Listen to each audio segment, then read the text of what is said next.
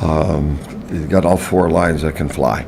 And so they pressure you all over the ice, and when they get the puck, they're very dangerous. They're like every other team now. There's four guys coming up on the rush, but it's their speed game, the pace at which they play the game, because all four lines can skate, and they use it to their advantage.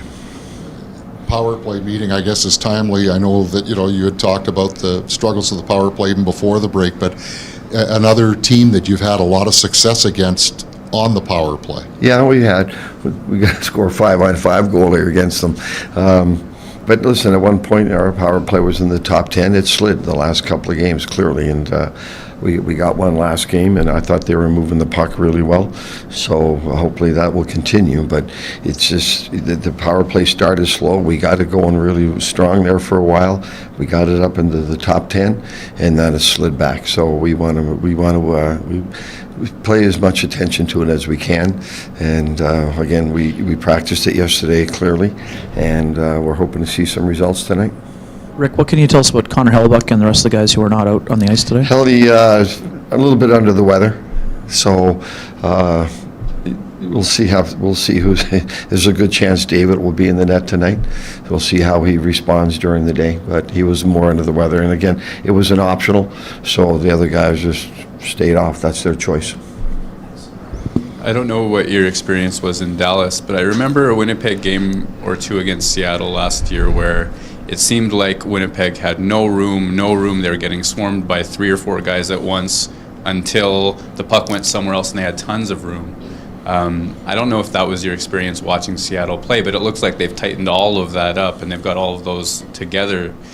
So what's your read on Dave Hackstall having a second year to go around and tighten things up and work on that team? Yeah, well, again, it's all new players and a whole new team and a new coaching staff and everything. So the expectations on their team were all just focused on what Vegas had done. Well, sometimes that's not fair either, right? So every organization takes their own approach to how they're going to grow.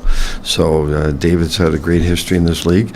He's an excellent coach. He's got a good staff. And they've done a really good job. But again, they're using their speed better this year without the puck in terms of forcing you.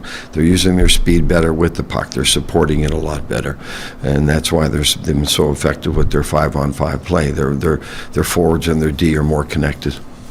So stylistically, does that make them almost a perfect team to face coming partially out of the break here to make sure you guys take care of business? Well, we've got to play with pace. We talked about it yesterday. We've got to make sure our pace is good, and we talked it again about this morning.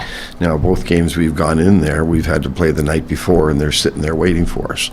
So on a 5 o'clock game tonight, it's even ground. We're rested, they're rested, and we're hoping for a better result than the last time we went in there, although we went into the third period right there with them, and they got that early goal, which set us back, and the first game in there, it took us to get a late power play goal to tie it up, and then we won in overtime. So the biggest thing with these guys, they're well coached, they're fast, they're a hard team to play against, and they're legitimate. Well, so are we. And then a bit of an aside, are you still known for jogging after morning skate? Well, COVID knocked me back a little bit early. It's taken me a while to get my strength back, but we're starting to get back on the treadmill. Jamie Alexiak, I know you had him in Dallas there. What do you appreciate about his game and maybe about his growth process? I mean, for me, there could be some parallels with Logan Stanley, right? I mean, he left the organization, came back, and then became a really important piece of the puzzle. I mean, do you see some parallels between those two players?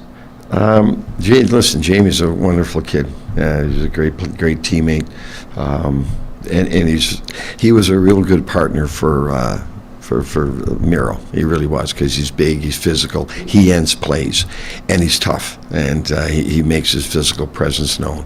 He's very good defensively, and he's sneaky offensively. Like, he's going to jump in there, and he's going to make reads that some guys don't read as well quickly as he does, and all of a sudden he's scoring goals or he's getting grade A opportunities. So he's sneaky offensively, but Jamie's you're talking about Jamie Alexiak still. So yeah, he was a pleasure to coach. He's another guy. I remember when we got him back, we had a conversation, and I said, Big Rig, like last year there was conversations about you either going to be in or out Like, I want you to take yourself out of that conversation. I want you to push yourself and become a top defenseman. And he, all of a sudden, he was in our top 4. So give him credit, because he grabbed the ball and he ran with it. And he's a tough guy to play against, man. Call him Big Rig for a reason. He's a big man. He covers a lot of ground. There's a mean edge to him, and he's a great teammate. Is Logan, could you see some of those qualities in Logan? Yeah, that's what we're working on, to get Logan there. Yeah. Jamie's had more experience. It took Jamie a long time. It didn't happen his first couple of years. So Logan is, that's where we're trying to get him to. But again, when Jamie had to go to Pittsburgh, then he came back. Sometimes it just takes a little while for big defensemen to find that role. So can Logan do that? What Jamie's doing? Absolutely. Sorry, I didn't hear that first part of the question. I just didn't hear it. All good?